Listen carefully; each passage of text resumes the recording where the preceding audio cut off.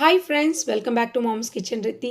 இன்றைக்கி பீட்ரூட் அல்வா எப்படி செய்யலான்னு பார்க்கலாம். ரொம்ப டேஸ்டியான, குழந்தைங்களுக்கு ரொம்ப பிடிச்ச ஹெல்த்தியான ஸ்வீட்டும் இது.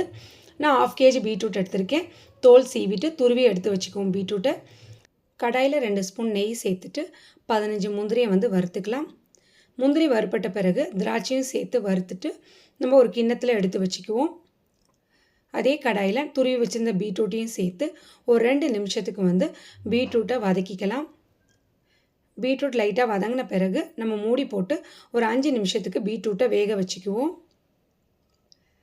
5 நிமிஷத்துக்கு அப்புறம் 1 கப்பு பால் சேர்த்துக்கலாம். இது காய்ச்சின 1 கப்பு பால். ஒரு 1/2 கிலோ பீட்ரூட்டுக்கு 1 கப்பு பால் சரியாக இருக்கும். இதை சேர்த்து நல்லா மிக்ஸ் பண்ணிவிட்டு இதையும் ஒரு 10 நிமிஷத்துக்கு மூடி போட்டு நல்லா வேக வச்சுக்கலாம். பால்லேயே பீட்ரூட் வேகிறப்ப நல்லா டேஸ்ட்டாக இருக்கும். மீடியம் சிம்மில் வச்சு மூடி போட்டு மூடிடுவோம்.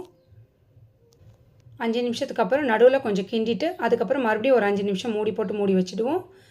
இப்போ பார்த்தீங்கன்னா பாலெல்லாம் சுண்டி நல்ல பீட்ரூட் நல்லா வெந்திருக்கு. இந்த ஸ்டேஜில் நம்ம சுகர் சேர்த்துக்கலாம். நான் 1 கப்பு சுகர் எடுத்திருக்கேன்.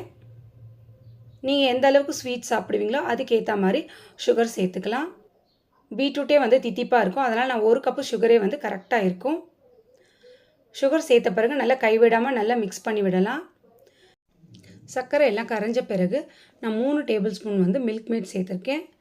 மில்க் மேட் சேர்க்குறப்ப நல்ல டேஸ்ட்டாக இருக்கும். தேவைப்பட்டால் சேர்த்துக்கலாம், இல்லைனா இதை ஸ்கிப் பண்ணிடலாம். இதை சேர்த்துட்டு நல்லா மிக்ஸ் பண்ணிக்கலாம்.